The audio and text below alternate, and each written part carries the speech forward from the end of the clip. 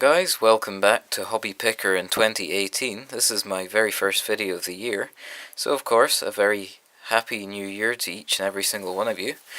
Today I've got an unboxing video. By the time I upload this video, it'll probably be Thursday when I upload the video.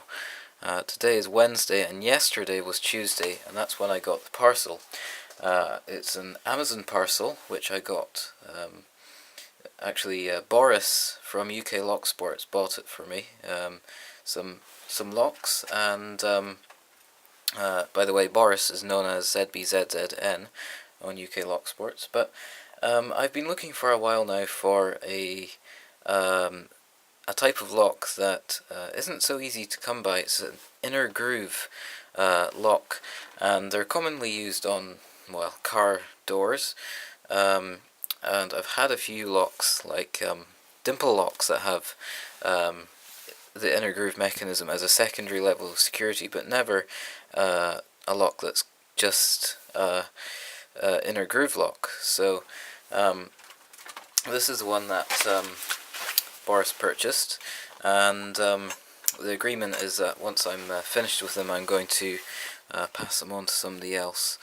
But this is an on-guard cable lock, and it does have an inner groove mechanism. You can just about see a pin coming down from this side and a pin coming up from this side. That's the inner groove mechanism, and we're going to hopefully take a look at that in a future video, and also some keys in there if I can get a good shot of those. The packaging is pretty crazy, to be honest. Yep. There it's the inner groove, or the sort of snake shape key, which is quite cool. And he didn't have to send more than one thing, but he was really generous and did send quite a few goodies, so let's take a look at them. Next thing, Amtech disc detainer shutter lock, and this, I'm excited about it, but at the same time quite scared, because these disc detainer padlocks, I mean, they're cheap Chinese locks, but I've only had one disc detainer lock that I've never ever picked in my life, and I have got a disc detainer pick. I've just never been able to pick it, and I like to think that that's because of that particular lock. It's just more difficult than average. But this lock will decide whether it is a one-off padlock, or whether I'm just hopeless at picking disc detainer locks. So quite scared about this one. Not sure if you'll see that in a video, but let's hope so. Next is Master Lock. Very cool. It's a Master Lock 645D, or EURD. It's a it's like essentially a Master Lock 140, but it's got brass shackle, and it seems to have really nice bitting as well, so I'm really looking forward to having a go at this one. I've only ever had one Master Lock 140, which was pretty easy to pick, so it'll be interesting to see if that this one is any better. And I was also interested to see, you won't be able to pick it up, but it says limited lifetime guarantee, which is strange. And last but most certainly not least is this huge lock. It's actually too big, well, I was about to say it's too big to fit in frame, but it's a Rolson shackle lock, they call it, and I'm sure you can see, well, just down here in the background there's a sort of diagram of a bike. So this is intended for use on bikes, to secure your bike. I'm not exactly sure how you would use it. They show it being placed through the wheel, but to be honest, that doesn't seem like a really secure way of locking up a bike.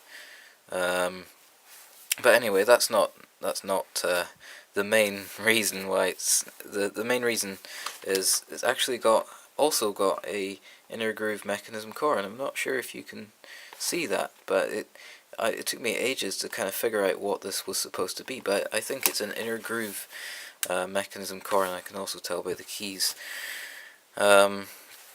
So I'm really looking forward to seeing how this one will pick. And yeah, well, I'm talking about the future and how I'm going to be picking these locks in the future. Why don't we pick a lock right now? I think we're going to pick this Master Lock 645 EURD. Give me a second or two and I'll get it clamped up and I'll get some picks. Very interestingly, this lock does seem to have a very strong smell of mint about it. It's very strange, but here's the lock, a nice brass shackle as you can see, and we've got some really nice bitting there. So very cool, and as you can see it does work very nicely. So let's clamp it up in the vise, and yeah. These locks usually aren't too much of a challenge to pick, but I don't want to say that in case it does turn out to be a bit monstrous. Okay. And I'm going to grab a deep hook because of the crazy bitting. It's more interested in my pinning tools, maybe if I turn that around. Okay. Okay, we got full set right away. And 2 is set. And oh, pin 4, I'm wrestling with it. Oh, okay, that didn't feel right.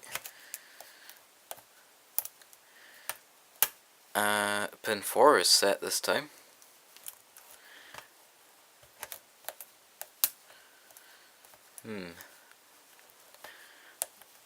I'm noticing that this is a lot more crisp than my other Master Lock 140.